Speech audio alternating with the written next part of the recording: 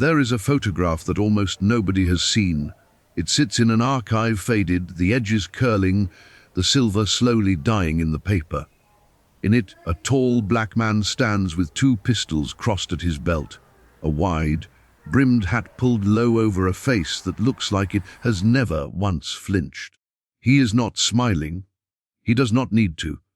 Behind him, barely visible in the grain of the photograph, are the shapes of men he has just brought in alive, when every law of that land said he should have shot them dead. For 32 years, this man rode into the most dangerous territory in North America, alone, hunting men who had already killed, men who would kill again without blinking, and he came back. Every single time, he came back. He arrested more outlaws than any other lawman in American history. He was shot at more times than can be accurately counted. His own holster was shot clean off his hip on more than one occasion, and still he did not die.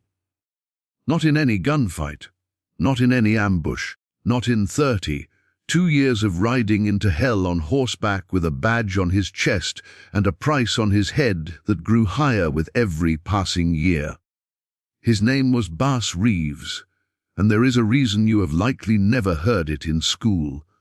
And there is a reason that reason should make you angry. Because while Hollywood was busy inventing a masked white man on a white horse named Silver, inventing a fictional hero called the Lone Ranger, the real story, the true story, the story that actually happened in the dust and blood of the American frontier, belonged to a man born enslaved in Arkansas who would go on to become one of the most feared and respected United States marshals who ever lived. This is not legend. This is not folklore passed down and exaggerated at campfires. This is documented history written into federal court records, into newspaper archives, into the sworn testimony of the men who rode beside him and the men who tried to kill him and failed. And by the time you understand what this man survived, what he sacrificed, and the impossible weight he carried every single day of his life, you will understand why his story was buried for over a century and why it is only now, finally, beginning to come to light. Before we continue, comment below with the country you're watching from, and if you enjoy forgotten history, subscribe to join our community. To understand how a man could become this legend, you have to go back to where it all began, to a place that wanted nothing more than to make sure he never became anyone at all. The year was 1838, in Crawford County, Arkansas, in the rolling hill country near the border of what was still called Indian Territory. A child was born into bondage on a plantation owned by a man named William Steele Reeves. The infant was given the name Bass, and like every enslaved child born in that century, in that place, he was born already in debt to a system that considered him property before he ever drew his first breath. His mother, a woman whose name has been nearly erased from the record, worked the fields and the household of the Reeves plantation, and from his earliest memory, young Bass understood two things with absolute clarity. He understood that the world he had been born into did not see him as a person, and he understood, somehow, in a way that even he could not have explained, that he was meant for something more than what that world intended for him. The Reeves family later relocated to Grayson County, Texas, sometime around 1846, when Bass was still a boy of about 8 years old, and it was there, on the dry plains of North Texas, that his childhood, what little of it he was allowed to keep, came to an abrupt and permanent end. He was put to work. Not gradually, not gently eased into labor the way a free child might be eased into chores, but thrust immediately into the brutal rhythm of plantation life. He picked cotton until his fingers bled. He hauled water until his shoulders screamed. And because the Reeves family recognized something useful in him, some early flicker of intelligence and resolve, young Bass was eventually assigned to serve as a body servant and companion to George R. Reeves, the son of his enslaver, a young man who would later go on to become a Speaker of the Texas House of Representatives. This assignment changed the trajectory of Bass's entire life, though not in any way that anyone intended at the time. Because serving George Reeves meant being dragged along wherever George went, and where George went, more often than not, was hunting. Picture it. A boy who owns nothing, not his own body, not his own name, not even the clothes on his back, is handed a rifle and told to track game through the Texas brush. Imagine the strange, cruel irony of it. The same hands that were forbidden from holding a pen, from learning to read, from signing a single document with his own name, were trusted completely and without hesitation to hold a loaded weapon.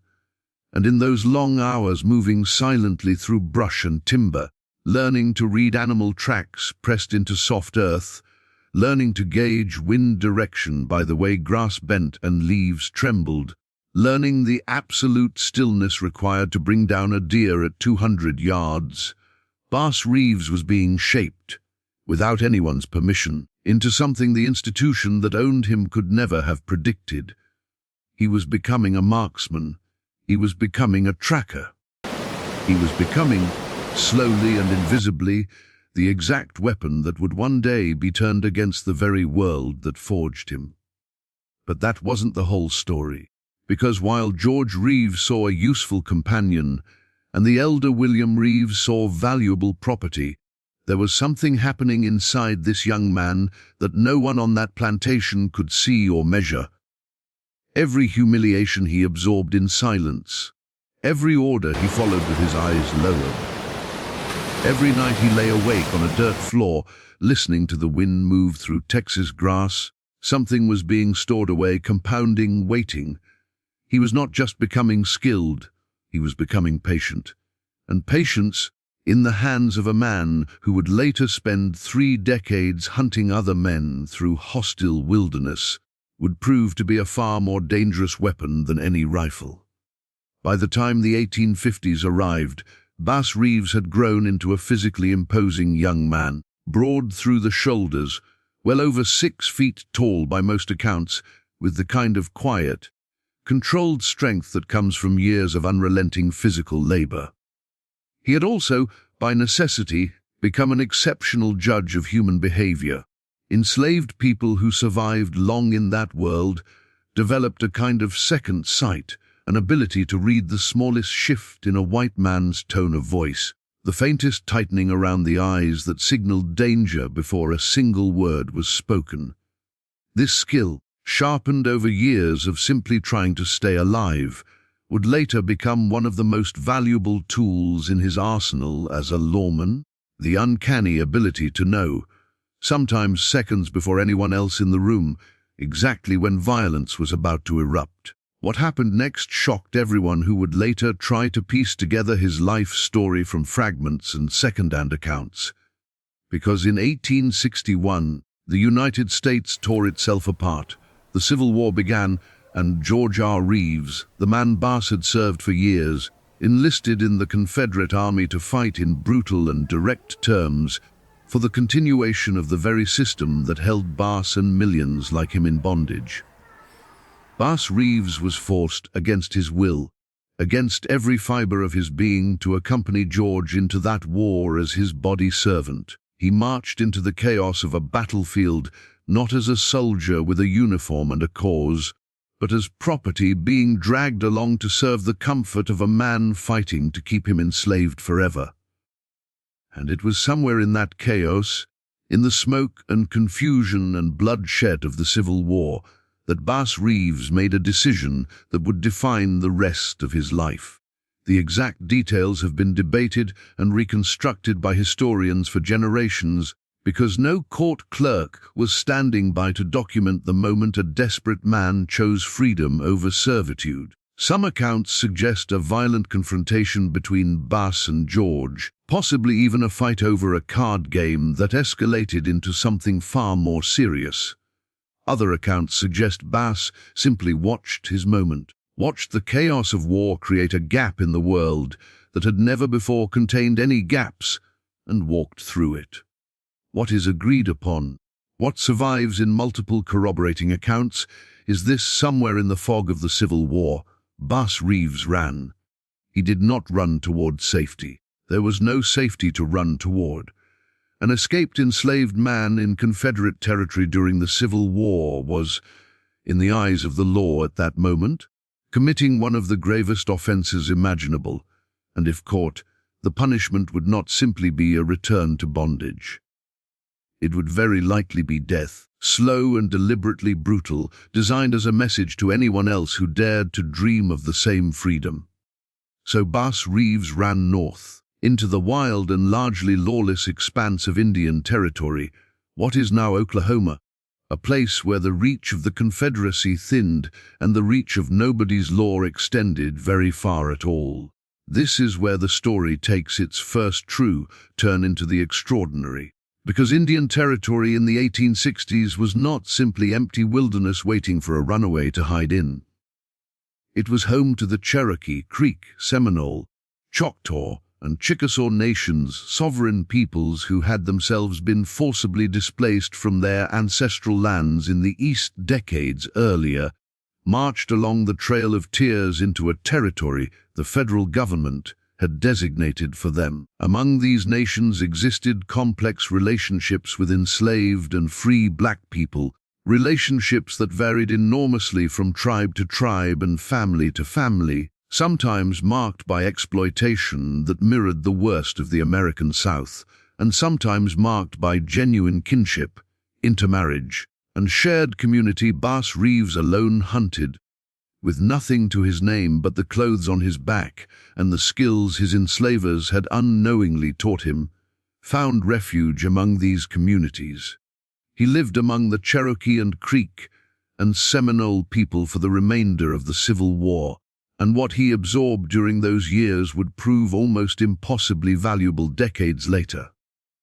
He learned to speak Creek and Cherokee, achieving a level of fluency that would later make him one of the only lawmen in American history capable of moving through Indian Territory and communicating directly with its inhabitants without an interpreter. He learned the land itself with an intimacy that no map could ever capture, the hidden river crossings, the cave systems, the dense thickets where a man could disappear entirely from view within seconds. He learned which plants could heal a wound and which could poison a meal. He learned, in essence, every secret that Indian Territory possessed, at the exact moment in history when those secrets were about to become the most valuable currency a lawman in that region could possess. But the war years were not simply a peaceful sanctuary. They were brutal, uncertain, and dangerous in their own right. Indian Territory during the Civil War was a fractured battleground, with tribal nations themselves split between Union and Confederate sympathies, guerrilla raids tearing through settlements, and a constant undercurrent of violence that made survival, for a fugitive with no legal protections whatsoever, a daily and exhausting act of will. Bass Reeves had escaped one war only to find himself living inside the shrapnel of another. And it was here, surviving in this chaos, that the final pieces of the man he would become were forged. He learned, with brutal clarity, that the world owed him nothing. That survival depended entirely on skill, instinct, and the willingness to act decisively when action was required. There would be no second chances in this territory. There would be no mercy extended to a man with no name registered in any official ledger. Then, in 1865, the war ended, the Confederacy collapsed, and on December 6th of that year, the 13th Amendment to the United States Constitution was ratified, abolishing slavery throughout the entire nation. Bass Reeves, for the first time in his 27 years of life, was legally, undeniably, permanently a free man. Freedom, however, is not the same as safety, and it is certainly not the same as opportunity. Bass Reeves emerged from the chaos of the Civil War into a South, and a nation still violently unsettled about what freedom for formerly enslaved people was actually supposed to mean in practice. He made his way back across the border into Arkansas, settling in the area around Van Buren.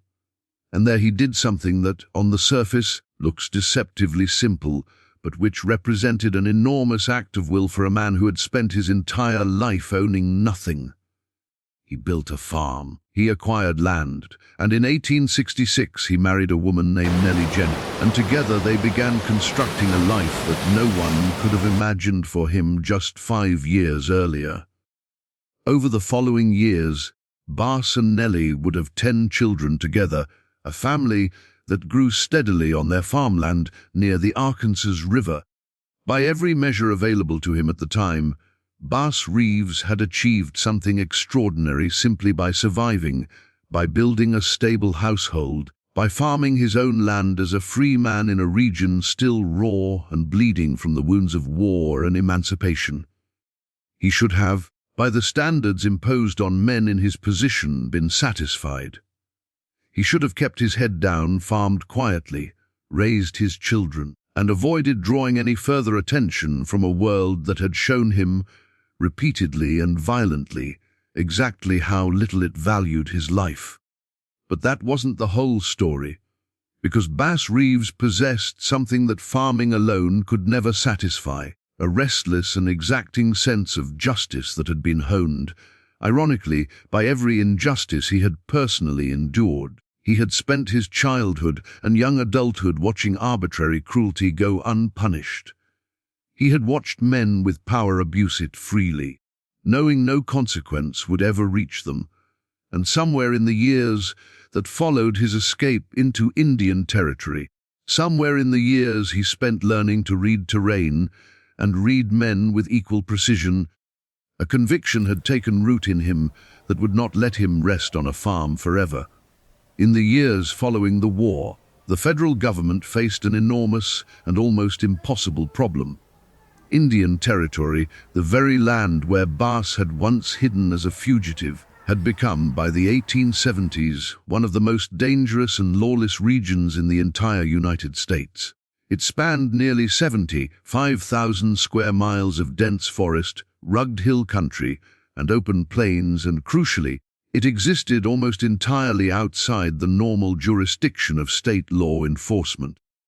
Because the territory was governed by tribal nations with their own sovereign legal systems, and because federal law only applied to certain categories of crime committed there, Indian territory became, almost by accident of jurisdiction, a magnet for the most desperate and violent criminals in America. Murderers fled there from Texas. Bank robbers fled there from Kansas.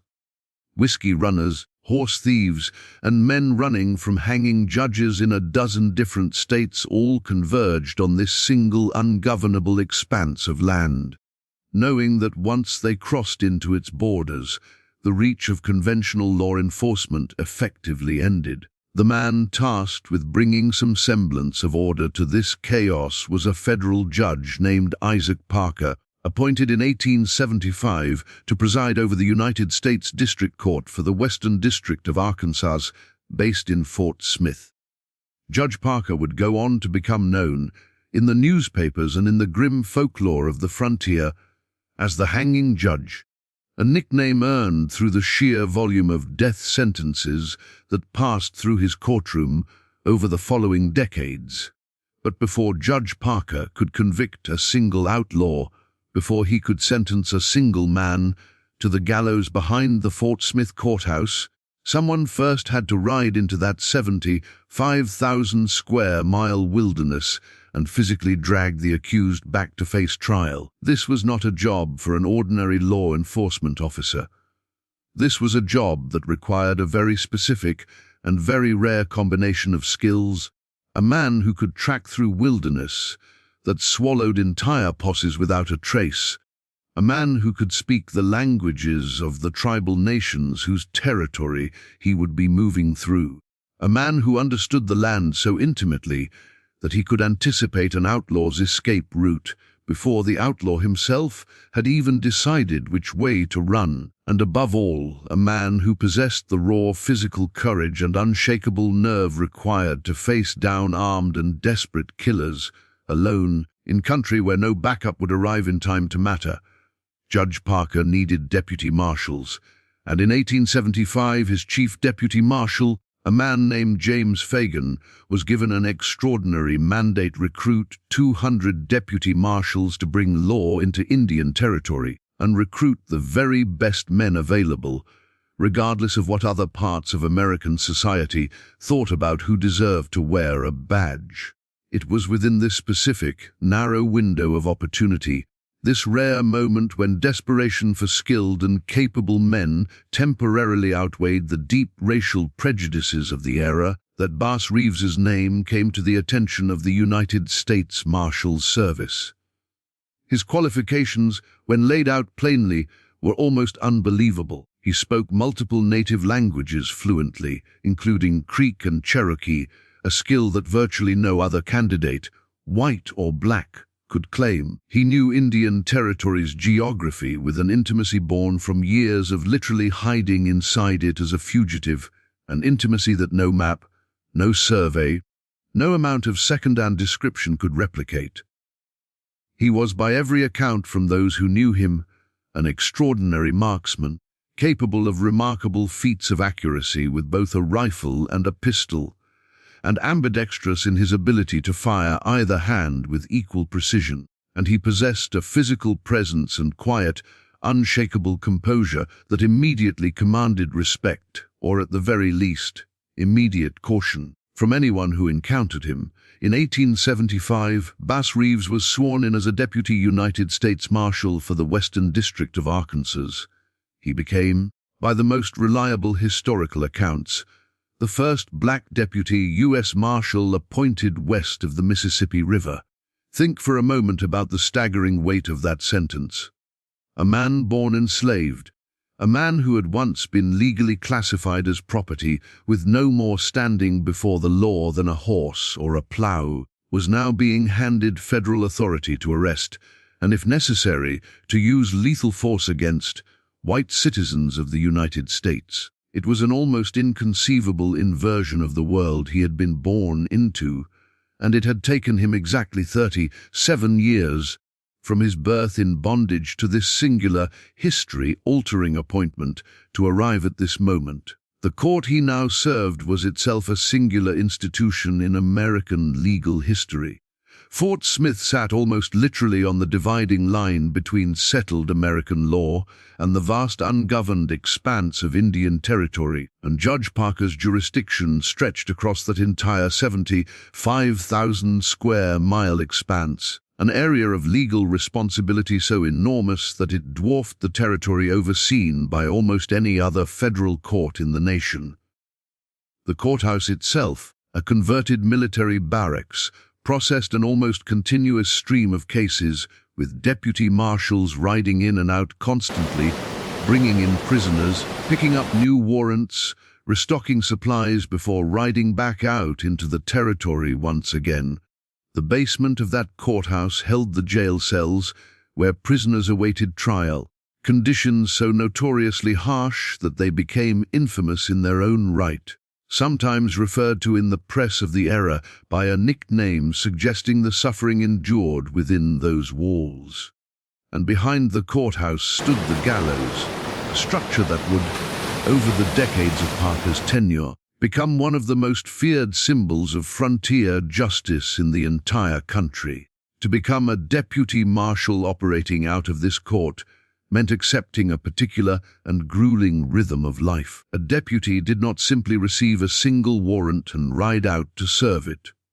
He received a stack, sometimes a dozen or more warrants at once, each one representing a different fugitive scattered across a different corner of the territory.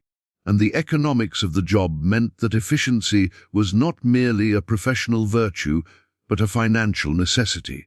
Deputies were paid largely through fees tied to successful arrests and mileage traveled, which meant that an extended expedition covering multiple warrants across a wide swath of territory made far more practical sense than separate trips for each individual case.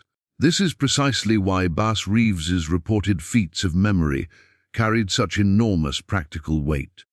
An illiterate man heading out with a dozen warrants in his saddlebag, planning a route that might wind through hundreds of miles of territory over several weeks, had to hold an extraordinary amount of precise legal detail in his mind simultaneously, cross-referencing names and descriptions and last known locations as he moved from one potential lead to the next, all without the ability to simply glance down at a piece of paper to refresh his memory. But here is what shocked everyone who underestimated him from that point forward. This was not a ceremonial appointment. This was not a token gesture made by a desperate court system simply because it needed warm bodies willing to ride into dangerous territory. Bass Reeves did not simply survive in this role.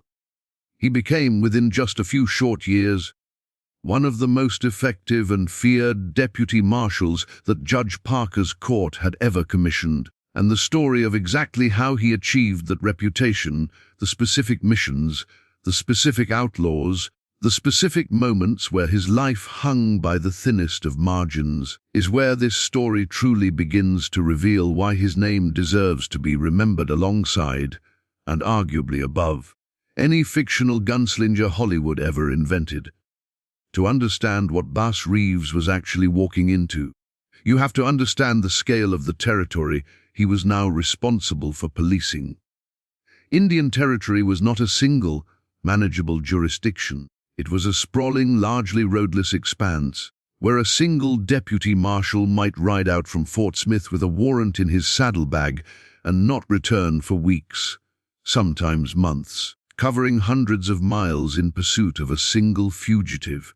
The deputies operated with a posse structure that included a cook, guards for the prisoners they would eventually capture, and a wagon to transport those prisoners back to Fort Smith for trial.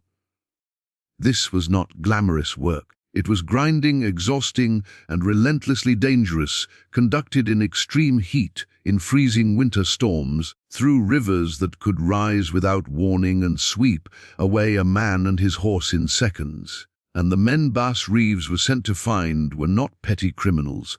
They were murderers, men who had already killed once, twice, sometimes many times over, and who understood with absolute clarity that capture meant a near, certain date with Judge Parker's gallows. This meant that every single arrest Bass Reeves attempted carried with it the very real possibility that the encounter would end in gunfire, and that either he or the man he was hunting would not survive the day. There was no margin for error.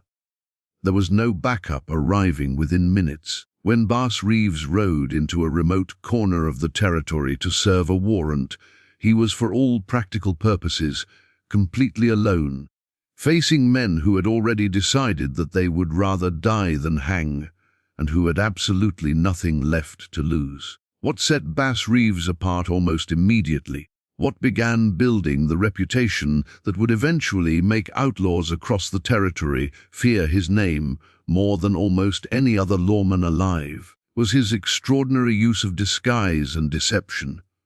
He understood, with an instinct sharpened by his own years as a fugitive hiding from capture, exactly how a wanted man thinks, exactly what a wanted man watches for, exactly the kind of approach that would put a hunted criminal on instant, lethal alert.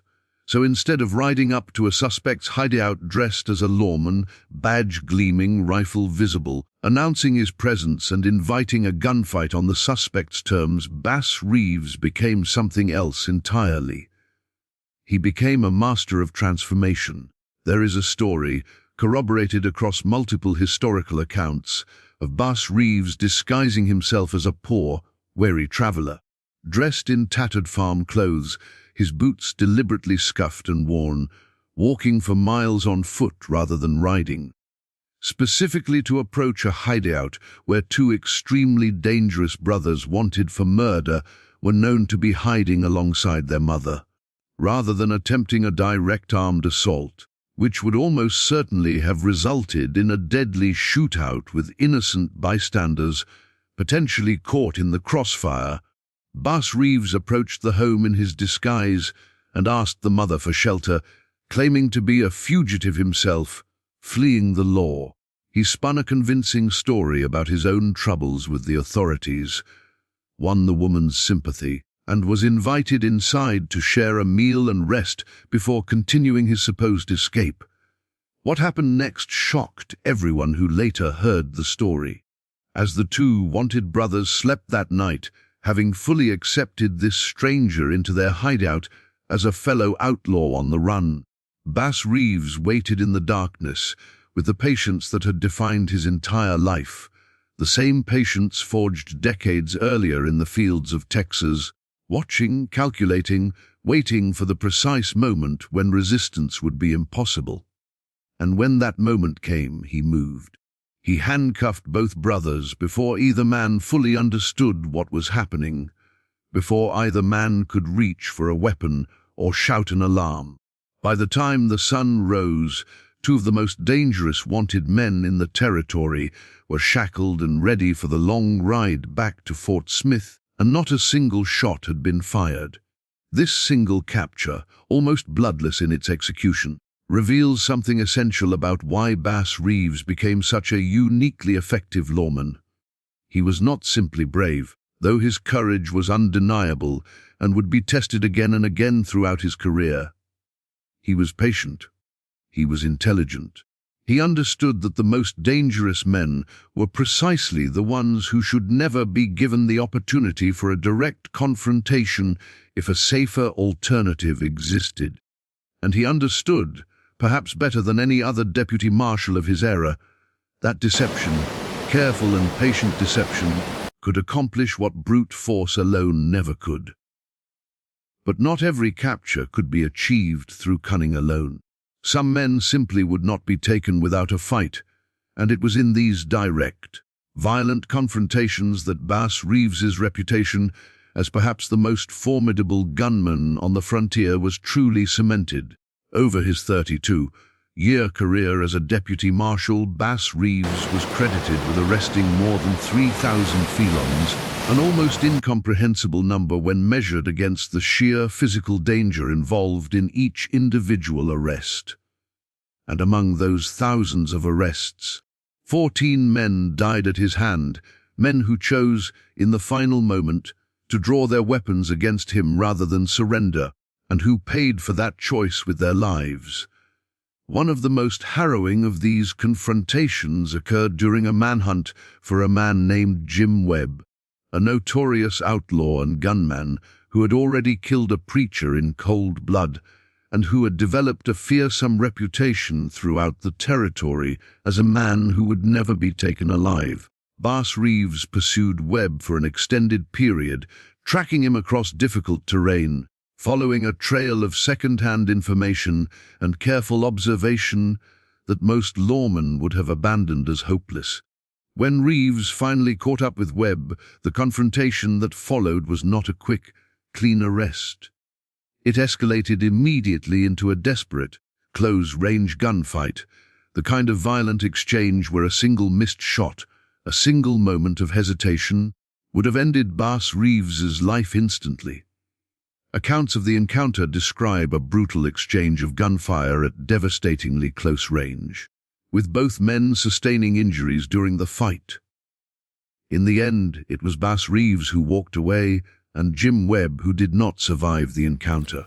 Before he died, by some accounts, Webb expressed a grim and reluctant respect for the man who had finally brought him down, acknowledging that he had never expected to be defeated by anyone, let alone the deputy marshal who had pursued him with such relentless and patient determination. These encounters took a toll that extended far beyond any single gunfight. Bass Reeves's clothing was reportedly shot through multiple times over the course of his career, bullets passing through his hat, his coat, even. According to some of the more remarkable accounts, his belt buckle deflecting a round that would otherwise have struck him directly. His own holster was shot clean from his hip on at least one occasion, a detail that sounds almost too dramatic to be true, until you understand the sheer volume and intensity of violent encounters that defined his daily working life for over 3 decades. There was another case, less widely retold, but no less revealing, involving a father and son both wanted on serious charges, who had retreated deep into a remote stretch of timber where they believed no lawman would ever locate them, let alone successfully approach without warning. Bass Reeves tracked them across days of difficult terrain, reading the smallest signs left behind. A broken branch here, a partially covered footprint there. The same skills he had first developed as a boy following game through the Texas brush, now turned toward men instead of deer. When he finally located their hideout, he did not rush the approach. He observed first, watching their patterns, learning when they slept, when they ate, when their guard dropped low enough to create an opening. And when that opening came, he moved with the same calculated patience that had defined the capture of the two brothers years earlier, securing both men before either could reach for a weapon. It was this recurring pattern, observation before action, patience before force, that separated Bass Reeves from lawmen who relied primarily on raw aggression, and it is very likely the single greatest reason he survived 3,000 arrests across 32 years when so many of his contemporaries did not survive nearly as long in the same profession. Imagine carrying that knowledge with you every single morning. Imagine waking up, kissing your wife and children goodbye, knowing with absolute certainty that today, like every other day for the past several years, there exists a very real possibility that you will not return home, that some desperate, cornered man hiding in the timber will put a bullet through your chest before you even see him take aim. And then imagine doing that, not for 1 year, not for 5 years, but for 32 consecutive years, riding back out into that same uncertainty again and again and again. This is the part of the story that often gets lost in simple recitations of impressive statistics. 3,000 arrests, 14 men killed in the line of duty. These numbers are extraordinary, but they do not, on their own, capture the psychological weight of what Bass Reeves carried with him every single day of his career. He was not a fictional character who could be conveniently written to survive every confrontation by narrative necessity. He was a flesh and blood human being, a husband, a father of 10 children, a man who had clawed his way up from enslavement to a position of genuine federal authority, and every single time he rode out from Fort Smith with a stack of warrants in his saddlebag, he was gambling everything he had built against the very real possibility of violent death. Word of Bass Reeves's exploits did not stay confined to the dusty courtrooms of Fort Smith. It spread, the way frontier legends always spread, through whispered conversations in saloons, through the nervous retellings of men who had narrowly escaped his pursuit, through the awed accounts of fellow deputy marshals who had witnessed his methods firsthand. And as the stories spread, they grew, accumulating detail and embellishment with each retelling, until the line between the documented man and the emerging legend became almost impossible to fully untangle. But strip away the embellishment, and what remains the verified, documented core of his reputation is still almost impossible to believe. Consider his skill with firearms. Bass Reeves was, by every credible historical account, an extraordinary marksman, and crucially, he was ambidextrous, capable of drawing and firing a pistol with either hand with equal speed and equal accuracy. In an era and a profession where survival often depended on split-second reaction time, this ambidexterity gave him a tactical advantage that very few opponents could anticipate or counter. There are accounts of exhibition shooting demonstrations where Reeves would showcase feats of marksmanship that left onlookers stunned, hitting distant targets with a consistency that seemed almost supernatural to those watching. This was not a man who relied on luck or on the simple willingness to engage in violence. This was a man who had spent decades, beginning in his childhood years, hunting alongside George Reeves on the plains of Texas, refining a level of weapons proficiency that bordered on the artistic. But that wasn't the whole story, because raw shooting skill alone has never been enough to survive 32 years as a manhunter in hostile territory. What truly set Bass Reeves apart, what the legend sometimes obscures beneath the simpler, more cinematic image of a fearless gunslinger, was his profound and nuanced understanding of human psychology. He understood fear. He had lived inside fear for the first 27 years of his life. Fear of punishment, fear of separation from everyone he loved. Fear of a world that could end his existence on a whim with no consequence whatsoever for the person who ended it. And that intimate, lived understanding of fear made him uniquely capable of predicting how a frightened, cornered, desperate man would behave when faced with capture. This psychological insight manifested in his almost legendary use of disguise, a tactic he employed again and again throughout his career with remarkable creative variety. He was documented disguising himself not only as a destitute traveler, but reportedly also as a cowboy drifting through looking for work. As an outlaw himself seeking to join up with a gang he had actually been sent to dismantle, and even, according to some of the more striking accounts, passed down through oral history and later written record, occasionally adopting disguises that played against every assumption a wanted man might hold about what a federal lawman should look like. Each disguise was not simply a costume. It was a complete performance, a fully inhabited character, sustained sometimes for days at a time, while Reeves moved closer and closer to a target who had absolutely no idea that the law had already infiltrated their inner circle. There is a particularly striking account, repeated across several historical sources, describing an instance where Bass Reeves needed to apprehend a mother and her sons who were sheltering two wanted men. Knowing that a direct approach would likely trigger gunfire and potentially endanger innocent family members who were not themselves wanted by the law, Reeves again resorted to disguise and patience rather than force. This recurring pattern, choosing the path that minimized violence and bloodshed whenever a viable alternative existed, reveals something important about the man beneath the legend. He was not a man who relished killing, despite the 14 men who ultimately died in confrontations with him. He was a man who understood that his job was to bring outlaws back alive whenever humanly possible, to face Judge Parker's court and the formal weight of American law, rather than to dispense his own personal brand of frontier justice. This distinction mattered enormously, both practically and morally. A deputy marshal who killed every dangerous man he encountered would have quickly become indistinguishable from the very lawlessness he was meant to be suppressing. Bass Reeves, remarkably, managed to maintain his reputation as one of the most feared lawmen in the territory while simultaneously being recognized, even by some of the men he arrested, as fundamentally fair in his methods. This reputation for fairness extended into another extraordinary and rarely discussed dimension of his career.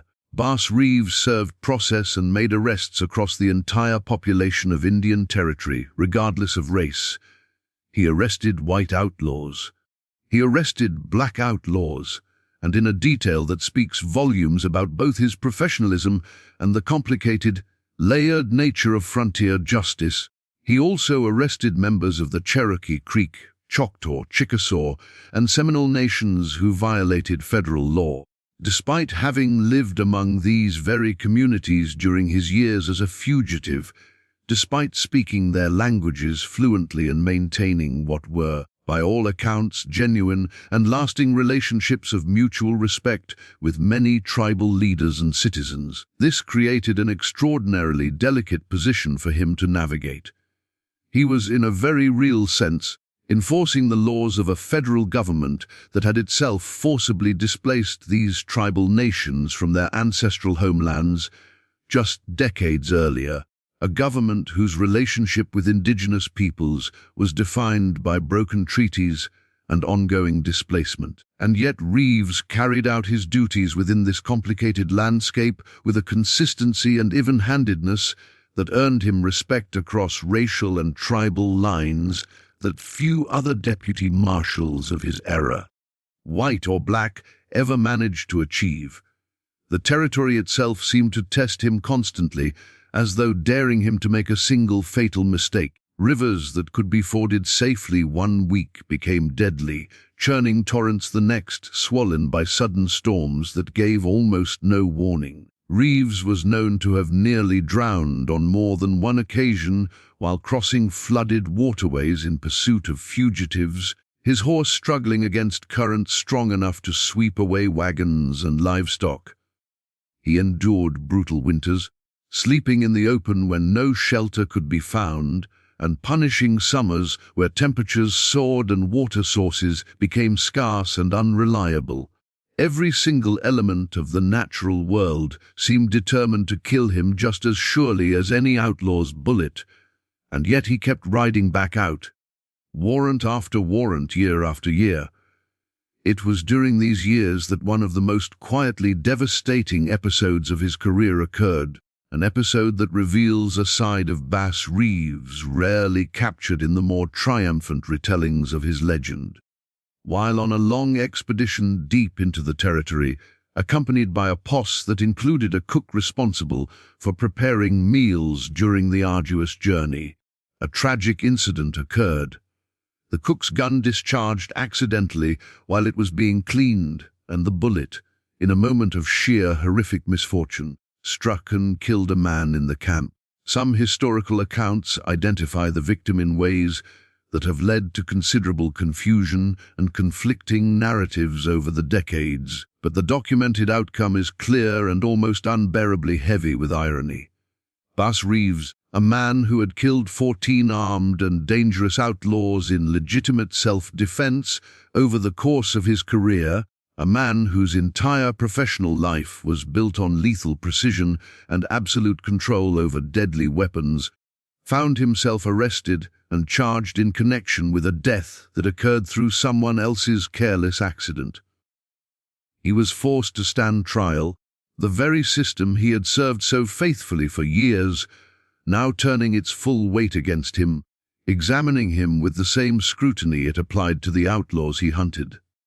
For a black man in post-Civil War America, even one with an otherwise impeccable record of federal service, facing a murder-adjacent charge carried implications and risks that extended far beyond the specific facts of the case. An entire career, an entire reputation built across years of extraordinary and demonstrably dangerous service, suddenly hung in the balance over an accident that occurred entirely outside his control. Bass Reeves, by every reliable account, spent a substantial sum of his own hard-earned money defending himself in court, money that represented years of dangerous, body and soul-consuming labor, now being spent simply to prove that he had not committed a crime he had not, in fact, committed. He was acquitted. The court found, correctly, that the death had been a tragic accident, not a deliberate act on Reeves's part. But the financial and emotional toll of the ordeal lingered. It served as a brutal reminder, even to a man who had risen to the very heights of frontier law enforcement, that the protections and presumptions of innocence, so often extended automatically to others, were never guaranteed to him in quite the same way. He had to fight for them, every single time, even after decades of service that should have placed his integrity beyond any reasonable question. But nothing in his entire 32-year career tested Bass Reeves quite like the events that unfolded within his own family, events so painful, so almost impossible to comprehend that even now, more than a century later, they remain one of the most haunting chapters in the entire history of American law enforcement. Bass and Nellie Reeves had built, against every conceivable obstacle, a large and by most accounts loving family. 10 children raised on land their father had purchased with his own hard-won freedom, in a household where Bass Reeves, despite his constant absences while pursuing fugitives across hundreds of miles of dangerous territory, remained, in his own way, a devoted and present figure whenever duty allowed him to return home. He provided for his family. He built them a measure of stability and respectability that few black families in post-Civil War Arkansas could claim, a direct and tangible result of his unprecedented federal position and the salary and respect it afforded him. And then, sometime in the early 1900s, tragedy entered his household from a direction he could never have anticipated, could never have prepared for, despite every dangerous confrontation he had survived in his professional life. His son, Benny Reeves, became embroiled in a domestic dispute with his wife that escalated into unimaginable violence. The details, as reconstructed from historical accounts, describe Benny discovering or suspecting infidelity and, in a moment of devastating, irreversible rage, killing his wife. A warrant was issued for his arrest. Now pause and consider the almost unbearable weight of what happened next. This was not simply a tragedy occurring within the orbit of a respected lawman's family, embarrassing but ultimately separate from his professional duties. This was a warrant issued through the same federal court system that Bass Reeves had served for decades, for the arrest of his own son, for a horrific crime that struck at the very heart of everything Bass Reeves had spent his life trying to combat. And according to multiple historical accounts, when the moment came to assign a deputy marshal to track down and apprehend Benny Reeves, Bass Reeves did something that almost defies ordinary human comprehension. He requested the assignment himself. Think about what that decision actually required of him. Think about the layers of anguish contained within that single choice. He could have stepped aside. He could have allowed another deputy marshal to take on the case, could have removed himself entirely from a situation that would have broken most people beyond any capacity for clear thought or decisive action. Instead, Bass Reeves apparently believed, with the same unbending sense of duty that had defined every other moment of his career, that this responsibility belonged to him specifically, that the badge he wore demanded nothing less than his complete and total commitment, even when, especially when, the person on the other end of the warrant was his own flesh and blood. What followed was, by every account, an extended and agonizing pursuit. Benny Reeves fled, understanding with brutal clarity exactly what capture would mean. Understanding that the federal court system that employed his own father showed no mercy to murderers, regardless of who they were related to. He evaded capture for an extended period, weeks by some accounts, during which Bass Reeves rode the same hard country he had ridden for decades. Except this time, every clue he uncovered, every track he followed, every piece of information that brought him incrementally closer to his target, brought him simultaneously closer to a moment of unimaginable personal devastation. What happened next shocked everyone who later heard the story, and it remains, even now, one of the most emotionally complex moments in the entire history of American frontier law enforcement. Bass Reeves found his son, and rather than allowing the encounter to end in violence, rather than risking a confrontation where emotion might overwhelm judgment on either side, he brought Benny Reeves in peacefully. Some accounts suggest the actual capture was completed by another deputy after Bass Reeves's extensive tracking work narrowed down his son's location, a detail that itself speaks to either an enormous act of personal restraint or simply the practical recognition that the final arrest needed to be carried out by someone without the unbearable emotional weight that Bass himself carried into that moment. Either way, the outcome remains the same. Benny Reeves was captured, tried, convicted, and sentenced to serve time in the federal penitentiary at Fort Leavenworth, Kansas, for the murder of his wife. Imagine for a moment sitting in that courtroom. Imagine being Bass Reeves, a man who had spent 30 years building an unimpeachable reputation as a deputy marshal who brought outlaws to justice without prejudice or favoritism, watching his own son sentenced to prison for an act of horrific violence. There is no triumphant note to sound in this part of the story. There is no clever twist that resolves the pain into something easier to process. This was simply, devastatingly, the cost of the principles Bass Reeves had built his entire identity around. He had spent his life proving, through thousands of arrests and countless dangerous encounters, that the law applied equally, that no one, regardless of wealth or status or relationship to the man enforcing it, stood above accountability. And in the most painful possible way, his own family became the final, irrefutable proof of just how completely he meant that. By most historical accounts, Benny Reeves eventually served his sentence, was released, and by some reports went on to live a reformed and law-abiding life afterward, a small measure of redemption following an otherwise unbearable chapter. But the toll this episode took on Bass Reeves himself can hardly be overstated. Here was a man who had faced down 14 armed killers and walked away alive every single time, a man whose physical courage had never once been seriously questioned by anyone who knew him or his record. And yet this, the quiet, internal agony of choosing duty over the desperate pull of paternal love, may well have been the single most difficult test of his entire career. It reveals something that the simple statistics of his arrest record can never fully capture. That true courage is not merely the willingness to face a loaded gun. Sometimes, the rarest and most painful form of courage is the willingness to do what is right when every instinct in your body is screaming at you to do otherwise. This episode also illuminates something crucial about why Bass Reeves's reputation, even among the rough and often cynical population of the frontier, remained so consistently strong throughout his career. Word of how he had handled his own son's case spread, just as word of his disguises and his marksmanship had spread before it. And what it told everyone who heard it, lawman and outlaw alike, was that Bass Reeves could not be bought, could not be swayed by personal connection or private loyalty, could not be reasoned with or appealed to on any grounds other than the law itself.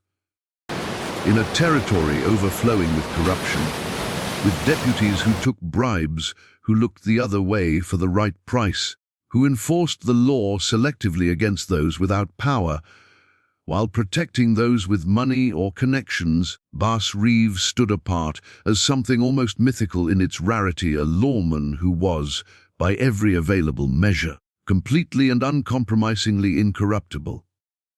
As the years rolled forward, the territory itself began to change around him, and not always in ways that made his job easier.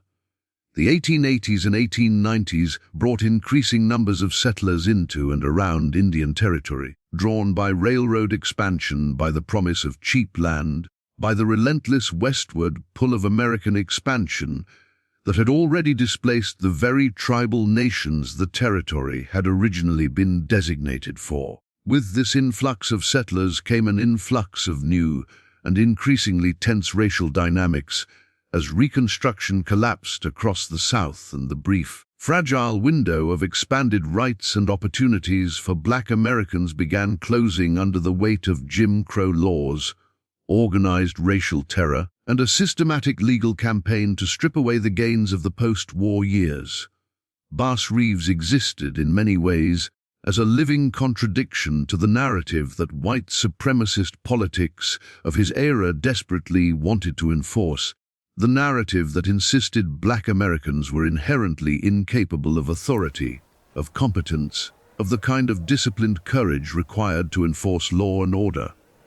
Here was a black man in the same decades that saw the rise of lynching as a tool of racial terror across the American South, in the same decades that saw the passage of increasingly restrictive black codes and segregation laws wielding federal authority to arrest white outlaws, white murderers, white bank robbers, and bringing them in again and again alive and in chains to face justice. This contradiction did not go unnoticed, and it did not go unresented by everyone who encountered it. There were certainly those, among the criminals he pursued, and occasionally among segments of the broader population who resented being brought to justice by a black lawman specifically, who saw in his very presence an affront to the racial order they believed should govern every interaction between black and white Americans. Bass Reeves had to navigate this resentment with the same careful precision he applied to tracking fugitives through wilderness, understanding exactly when to assert his federal authority without hesitation, and understanding the broader social currents that could, under the wrong circumstances, turn a routine arrest into something far more dangerous and politically charged. That he managed to maintain his position, his reputation, and his life across 32 years of this delicate navigation, in an era when black Americans were being murdered with impunity across the country for far lesser perceived transgressions against the racial hierarchy, stands as a testament to both his extraordinary skill and a fair measure of fortune that not every black man of his era was granted. But that wasn't the whole story, because Bass Reeves's reputation by this point had grown so formidable, so deeply embedded into the consciousness of everyone who lived or operated within Indian territory, that it began to function as a kind of protection in itself. Outlaws who might have considered targeting him specifically because of his race understood, with brutal practical clarity, that doing so meant inviting a confrontation with a man who had already killed 14 others who had tried and failed. His reputation preceded him into every encounter, and that reputation, built relentlessly over years of documented success, often did more to ensure his safety than any badge or any law ever could. His list of documented and legendary arrests continued to grow throughout these years, each case adding another layer to the accumulating mythology. There was the capture of a notorious horse thief and gunman whose gang had terrorized ranchers across a wide swath of the territory, a case that required Reeves to infiltrate the gang's trust over an extended period before springing his trap with characteristic precision. There were the cases involving whiskey runners, men who illegally smuggled liquor into Indian territory in direct violation of federal prohibition laws, specifically designed to protect tribal communities from the devastation that alcohol trafficking had already inflicted upon them. Cases that required Reeves to track wagons and pack mules across remote trails, sometimes for days, before catching the smugglers in the act. There were murder cases, robbery cases, cases involving entire extended criminal families whose various members Reeves arrested one by one over the course of years, slowly and methodically dismantling networks of criminal activity that had operated with near impunity before his arrival. By the time the 1890s arrived, Bass Reeves had become, by virtually any measure available, the single most successful deputy marshal operating under Judge Isaac Parker's court, a court that itself had become legendary for the sheer scale and severity of the justice it dispensed.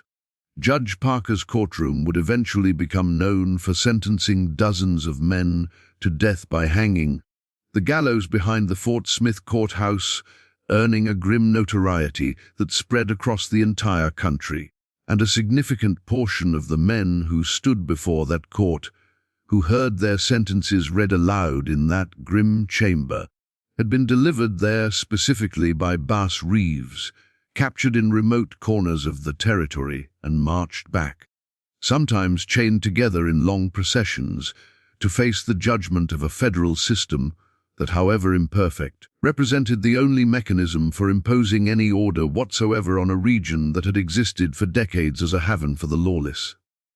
Then, in 1907, the landscape that had defined Bass Reeves's entire career shifted permanently and irrevocably beneath him.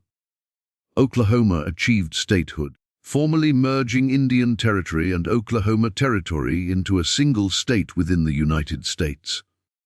This momentous political transformation, decades in the making, carried with it a consequence that struck directly at the heart of everything Bass Reeves had built his life around.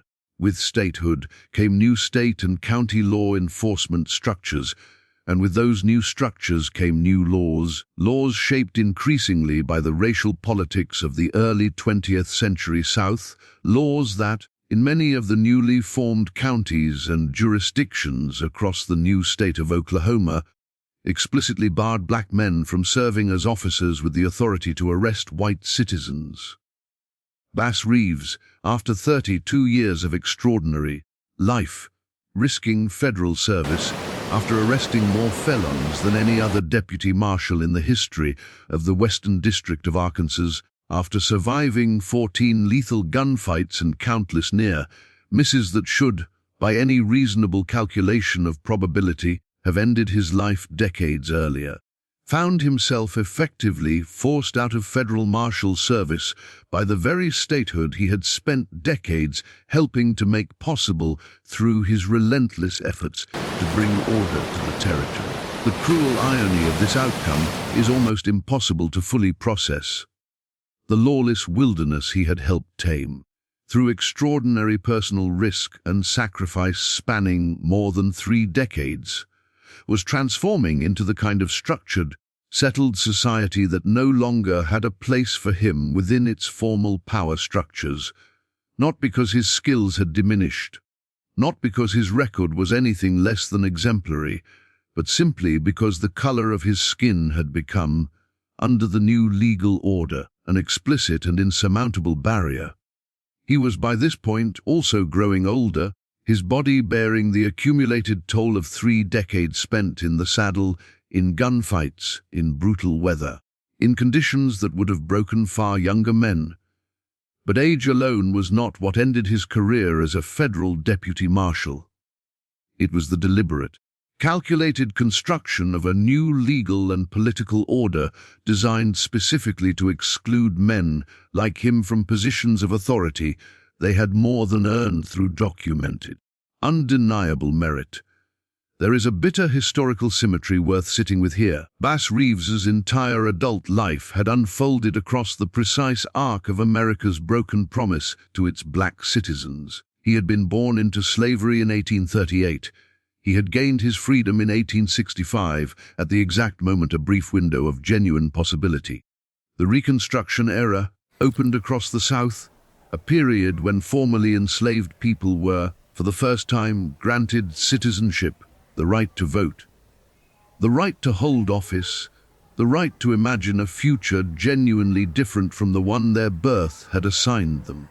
He had built his extraordinary career as a federal lawman almost entirely within that window, riding into Indian territory, armed with federal authority at the exact historical moment when such authority was, briefly, possible for a man who looked like him.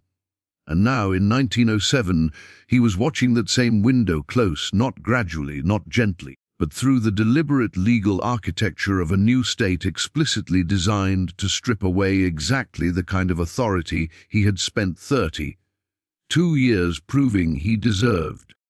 His own life had become, without his ever intending it, a kind of living chronicle of Reconstruction's brief promise and its subsequent, deliberate betrayal. But here is where the story takes one final, remarkable turn before its conclusion, a turn that reveals just how deeply Bass Reeves's reputation for integrity and effectiveness had embedded itself into the communities he had served for over 3 decades. Even though the new political order of Oklahoma statehood barred him from continuing as a federal deputy marshal with authority over white citizens, the city of Muskogee, recognizing the extraordinary value of his decades of experience and his unimpeachable reputation, hired him to serve on its newly formed police force. Bass Reeves, now in his late 60s, an age when most men of his era, having survived the kind of life he had lived, would have been more than justified in finally setting down their weapons for good, instead pinned on yet another badge and continued serving as a police officer, walking a beat in Muskogee, a living legend continuing to enforce the law even as the broader political winds shifted against men who looked like him. By every account from those who knew him during these final years of active service, Bass Reeves never had to fire his weapon while serving on the Muskogee police force, a fact attributed not to any sudden absence of crime, but to the simple, overwhelming weight of his reputation. Criminals operating in Muskogee in those years knew exactly who he was. They knew his history. They knew about the 14 men who had died trying to resist his authority, about the 3,000 felons he had successfully brought to justice, about the disguises and the patience and the seemingly supernatural ability to track down anyone, anywhere, regardless of how carefully they believed they had hidden. His mere presence, walking through the streets of Muskogee in his later years, was often enough to prevent the very violence that had defined so much of his earlier career. But the years were, inevitably, catching up with him. The decades of physical punishment, the gunfights, the brutal weather, the relentless travel across thousands of miles of difficult terrain, had taken a cumulative toll that no reputation, however formidable, could indefinitely postpone. Bass Reeves's health began to decline in the years following his transition to the Muskogee police force. He was diagnosed with Bright's disease, a serious kidney ailment that in an era before modern medical treatments for kidney failure represented an essentially terminal diagnosis. On January 12, 1910, Bass Reeves died in Muskogee, Oklahoma, at the age of 71. He passed away not in a blaze of gunfire, not in some final dramatic confrontation that a Hollywood screenwriter might have invented for a fictional hero, but quietly, from illness, surrounded by the legacy of a life that had defied almost every expectation placed upon him at birth. He was buried in Muskogee, his grave a final resting place for a man who had risen from the absolute bottom of American society's rigid and brutal hierarchy to become one of the most accomplished and feared law enforcement officers the American frontier had ever produced. And then, in the decades that followed his death, something happened that should fill any person who values historical truth with a profound and lasting sense of injustice. Bass Reeves's story began to fade, not because the facts of his life were ever disproven or seriously disputed by credible historians, but simply because the machinery of American popular culture, the dime novels, the early Western films, and eventually radio and television, was overwhelmingly controlled by white storytellers who showed little interest in centering a black hero at the heart of frontier mythology, regardless of how extraordinary and well-documented his actual achievements had been. In 1933, just 23 years after Bass Reeves's death, a radio program premiered that would go on to become one of the most enduring and beloved pieces of American frontier mythology ever created.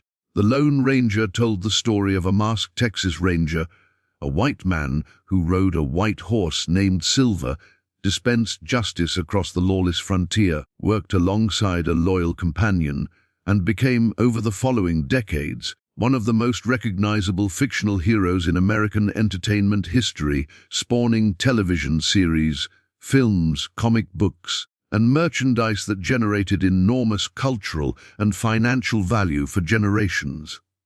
The parallels between the fictional Lone Ranger and the real, documented life of Bass Reeves are, when laid side by side, almost too striking to be coincidental. Both men operated across the same general geographic region, the lawless frontier territories of the American West, and specifically areas overlapping with Indian territory.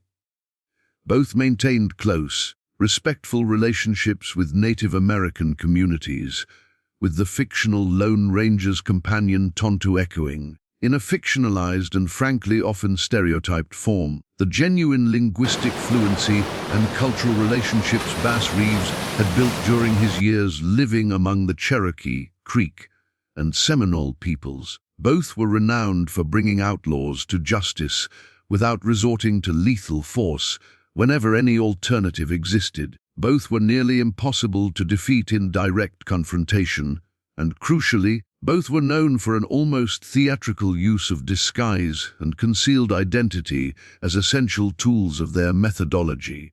A growing number of historians and researchers examining these parallels in the decades since have come to believe that the creators of the Lone Ranger were directly or indirectly influenced by oral histories and newspaper accounts of Bass Reeves's real-life exploits. Exploits that had circulated widely enough throughout Oklahoma and Arkansas during the early 20th century that it strains credulity to imagine the writers and creators of a radio drama set explicitly in the same frontier landscape, dealing with explicitly similar themes of disguised justice and respectful relationships with native communities, simply arrived at every one of these specific parallels through pure, independent coincidence. While no single piece of definitive documentary evidence has ever surfaced proving a direct, acknowledged line of inspiration from Bass Reeves's life to the creation of the Lone Ranger character, the cumulative weight of circumstantial parallel after circumstantial parallel has led many serious historians to conclude that the connection, even if never formally credited or acknowledged by the show's creators, is far too significant to dismiss as mere coincidence. What we know with absolute certainty, regardless of how one weighs that specific question of direct creative inspiration, is this a real man, a black man born into slavery, accomplished everything the fictional Lone Ranger was imagined to accomplish, and accomplished it first. Accomplished it in documented historical fact rather than radio drama, and accomplished it while carrying the additional, crushing weight of operating within a deeply and violently racist society that actively worked to deny him recognition, credit, and even basic physical safety at every turn.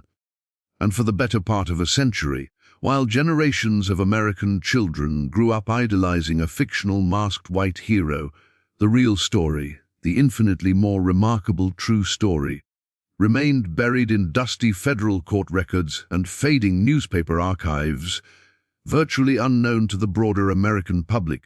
Why did it take so long for the truth to surface?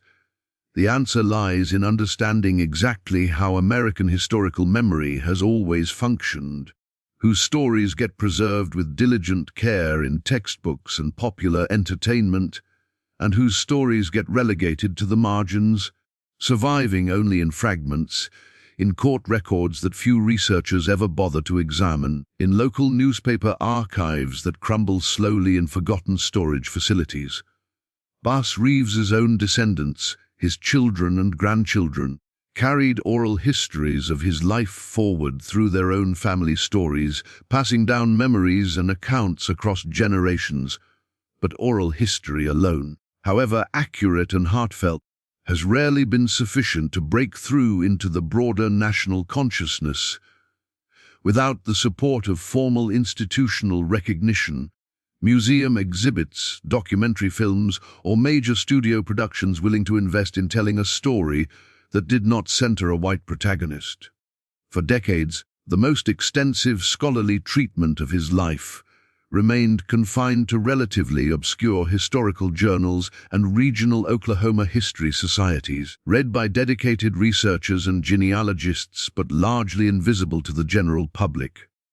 It was not until R.T. Burton, a historian who dedicated decades of his academic career to researching the deputy marshals of Judge Parker's court, began publishing detailed scholarly work on Reeves's life, that the documented record began to receive the kind of rigorous historical attention that could eventually support broader public recognition. Burton's research took him into the federal criminal court records held in the National Archives, into account books at the Fort Smith Historic Site, into the oral histories of descendants and the descendants of Reeves's contemporaries. When he first began asking local historical societies in Oklahoma for records of Reeves's life, one clerk's response captured, in a single devastating sentence, exactly why this story had taken so long to surface. "I'm sorry, we didn't keep black people's history."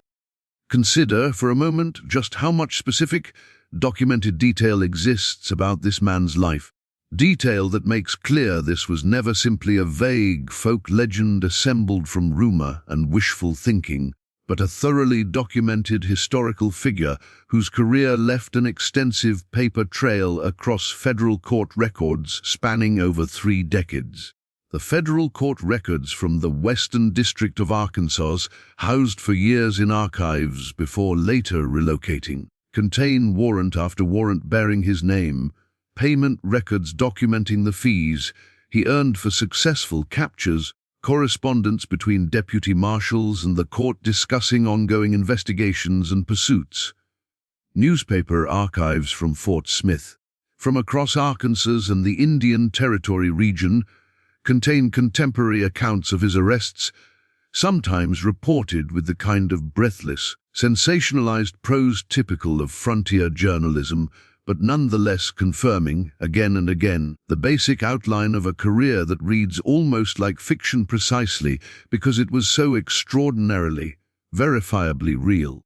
There is the case of the Brunta Gang, a notorious group of horse thieves and cattle rustlers who terrorized ranchers across a wide stretch of territory before Bass Reeves systematically dismantled their operation, arresting members one by one over an extended campaign that required him to develop informants, track stolen livestock back to hidden corrals, and eventually corner the gang's remaining members before they could flee across the territorial line into jurisdictions where pursuit would have become exponentially more complicated.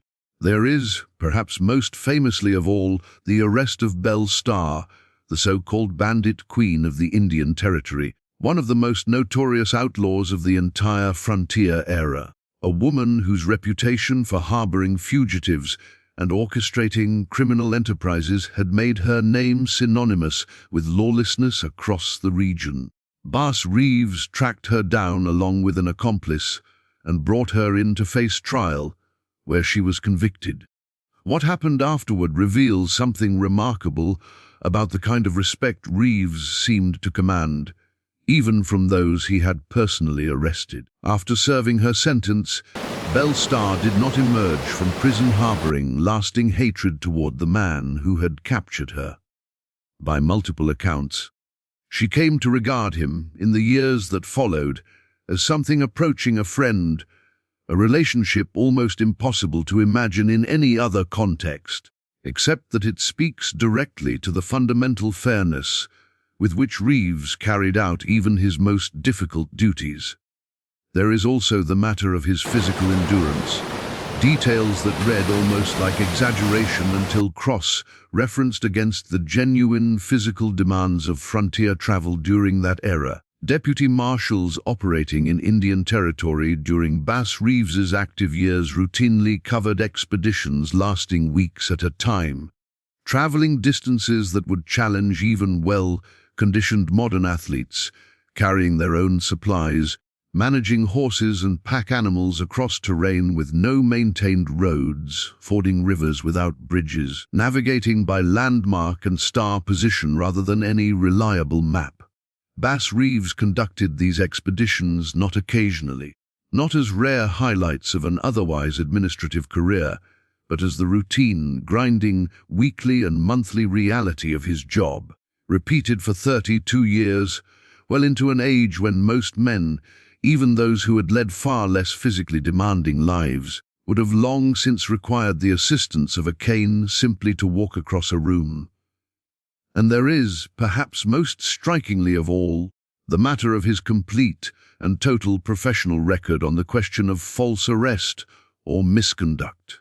In an era and a profession notorious for corruption, for deputies who fabricated charges against innocent parties to collect bounty payments, who accepted bribes to look the other way for connected criminals, who applied the law with wildly inconsistent severity depending on the race, wealth, or political connections of the accused, Bass Reeves's record stands out for its remarkable consistency and apparent integrity. Historical researchers who have examined his case files have found no credible documented instances of him fabricating charges, planting evidence, or using his position for personal financial gain beyond the legitimate fees and rewards his role legally entitled him to.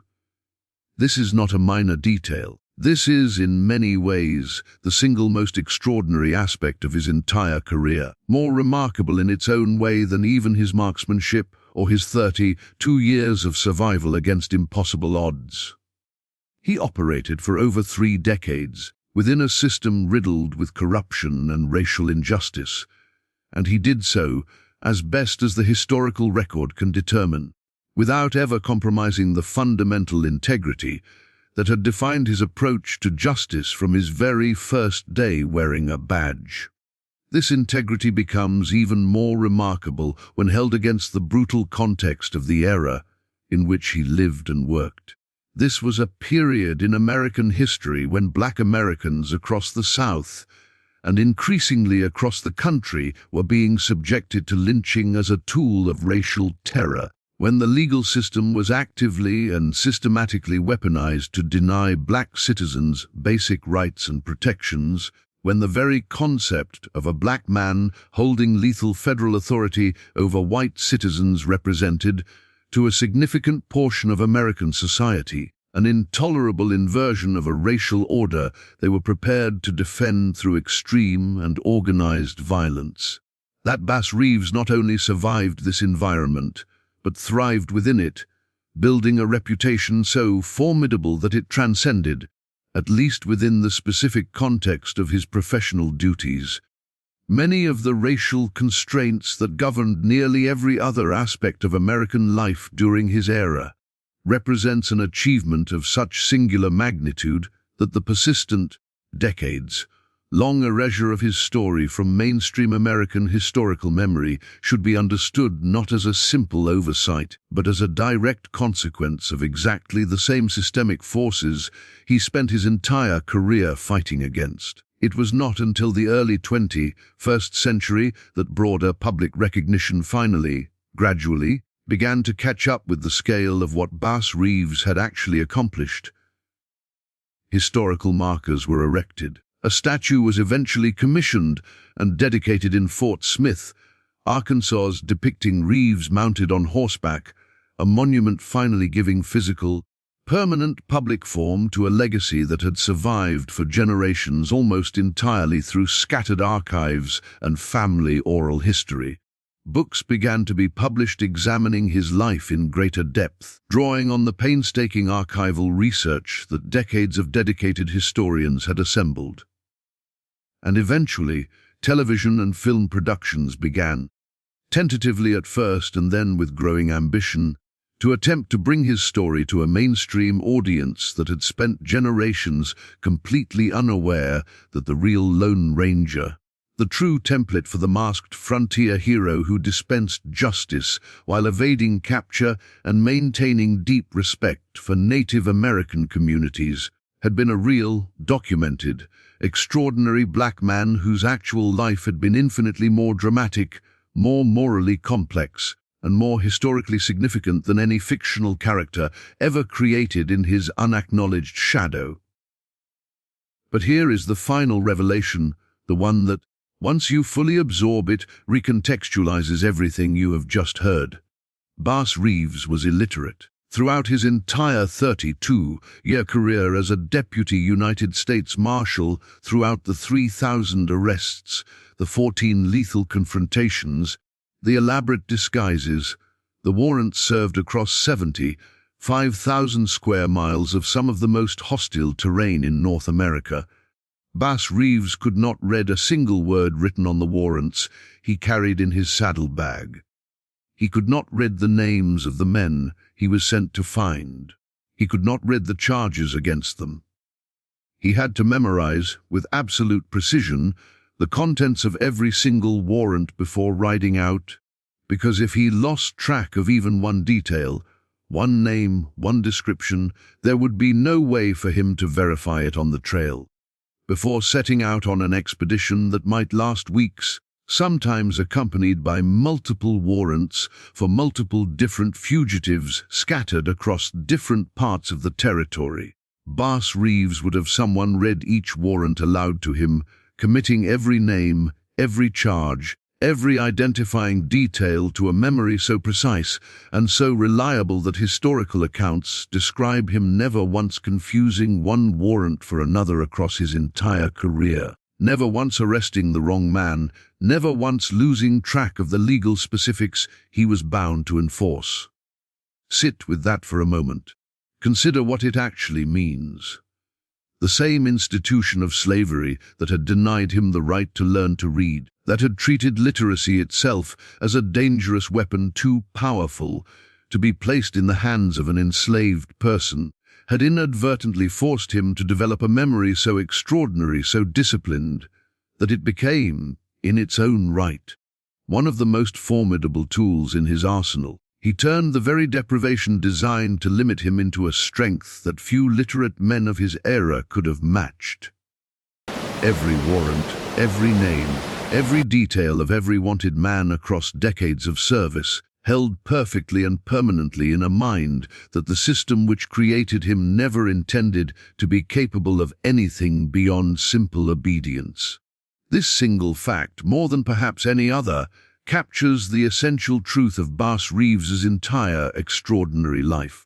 Everything that the world into which he was born tried to deny him: freedom, education, dignity, the basic right to be recognized as a full human being under the law, he ultimately claimed for himself anyway, not through any single dramatic act of defiance, but through 3 decades of relentless, disciplined, almost unimaginable effort, applied day after day, warrant after warrant, gunfight after gunfight, until the sheer accumulated weight of his achievement became undeniable even to a society that desperately wanted to deny it. Think about the totality of what this one man survived and accomplished. Born into bondage in 1838, property in the eyes of the law that governed every aspect of his existence. A childhood spent in forced servitude, his labor and his very body owned by another man, his only education the unintentional byproduct of being dragged along on hunting expeditions, learning skills that his enslavers could never have imagined would one day be turned toward justice rather than servitude. A forced march into the chaos of the Civil War, serving a man fighting to perpetuate the very system that held him in chains. An escape made in the fog of that war, a desperate flight north into a territory with no guaranteed safety, no legal protection, nothing but his own wits and the uncertain hospitality of communities themselves displaced by the same nation's broken promises. Years spent surviving among the Cherokee, Creek and Seminole peoples, absorbing languages and knowledge that would later prove indispensable, while war raged around him with no guarantee that he himself would survive to see its end. Then emancipation and freedom finally, legally, permanently secured, a return to Arkansas, a marriage, a family that would eventually grow to 10 children, a farm built with his own hands on land he could finally call his own. And then, when most men would have settled into the quiet, hard-won satisfaction of simply having survived and built a stable life, a decision to step forward into one of the most dangerous professions available in 19th-century America, accepting a federal commission that placed him, day after day, in direct physical confrontation with armed and desperate killers who had already proven their willingness to take a human life. 32 years. 3,000 arrests, 14 men killed in legitimate self-defense, every single one of them a moment where his own death was the equally plausible alternative outcome. Bullets through his hat, bullets through his coat, a holster shot clean from his hip, near drownings in flooded rivers, brutal winters survived in the open, the devastating personal agony of pursuing and ultimately facilitating the arrest of his own son for murder, choosing the integrity of the law over the desperate pull of paternal protection, a choice that surely haunted him for the remainder of his days, even as it cemented his reputation as a man who could never be bought or swayed by personal loyalty. And through every single moment of this almost unbelievable life, he carried within him the simple, profound fact of his own illiteracy, a permanent reminder of everything the institution of slavery had stolen from him, transformed, through sheer force of will and discipline, into one of his greatest professional assets. He proved, in the most literal and undeniable sense possible, that the artificial limitations placed on him by a racist society said nothing true about his actual capability, his actual intelligence, his actual worth as a human being. He simply found another way, a harder way, a way that required him to carry an entire career's worth of legal documentation inside his own unaided memory, and he succeeded so completely that his record stands, even now, as one of the most impressive in the entire history of American law enforcement. When he died in January of 1910, the obituaries that ran in regional newspapers acknowledged his passing with respect, noting his decades of service, his reputation for fearlessness and integrity. But the broader American public, the national consciousness that would soon embrace a fictional, masked white hero riding a white horse through the same frontier landscape Reeves had actually tamed, remained almost entirely unaware that the man who had truly lived this story had just been laid to rest in Muskogee, Oklahoma. For more than a century, his grave received far less attention than it deserved, his name absent from the textbooks that children across America studied, absent from the popular films and television programs that shaped the nation's understanding of its own frontier history.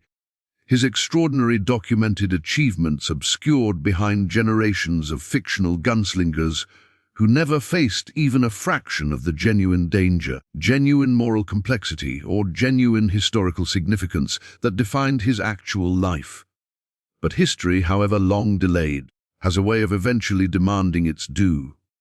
The court records survived, preserved in federal archives, waiting patiently across the decades for researchers willing to do the painstaking work of reconstruction. The oral histories survived, passed down through generations of his descendants, who never forgot, even when the broader nation seemed determined to, and slowly, deliberately, against the same kind of inertia and institutional indifference that had buried his story in the first place, the truth has been clawing its way back into the light.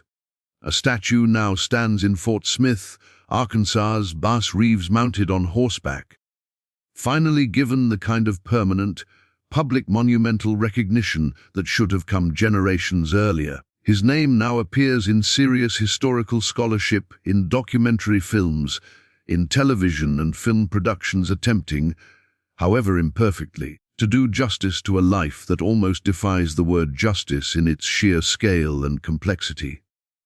And perhaps that is the final, most important truth this story has to offer. Not simply that Reeves deserves to be remembered, though he absolutely does. Not simply that his story is more dramatic, more historically significant, and more emotionally complex than the fictional Lone Ranger that may well have been built, directly or indirectly, on the foundation of his real exploits, though that, too, is almost certainly true. The deeper truth is this: history is never simply a fixed and finished record of what happened. It is an ongoing, contested process of remembering and forgetting, of choosing whose stories get told with care and whose stories get allowed to fade into archival dust. For over a century, the machinery of American popular memory chose to forget Reeves, not because his story lacked drama, not because his achievements lacked significance, but because the color of his skin made his story inconvenient for a national mythology that preferred its frontier heroes to look a certain way. Reeves rode into some of the most dangerous territory on the continent alone, again and again for 32 consecutive years, and he came home alive every single time but one final time, when illness, not a bullet, finally claimed him at the age of 71. He arrested more felons than any other deputy marshal in the history of the American frontier. He brought down armed killers without firing a shot more often than he was forced to use lethal force. He maintained an unimpeachable record of integrity in a profession and an era defined by corruption. He carried an entire career's worth of legal warrants in a memory, unaided by literacy, because the same system that enslaved him had also denied him the right to read. And he did all of this while navigating a society that, in nearly every other context beyond his specific federal authority, viewed him as fundamentally less than fully human. So the next time you watch a Western, the next time you see a masked hero ride across the screen on a white horse, dispensing justice with impossible skill while evading capture and treating native communities with genuine respect, ask yourself this question, and let it sit uncomfortably, because it deserves to.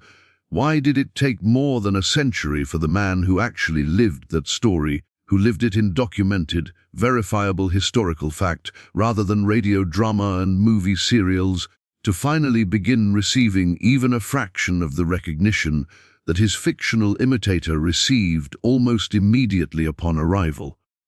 Reeves was not a legend invented to entertain. He was a man, flesh and blood, who blood and feared and loved and sacrificed, who built himself, day by impossible day, into one of the most remarkable figures the American frontier ever produced. And the only mystery left in his story is not whether he deserves to be remembered, but how an entire nation managed to forget him for so long.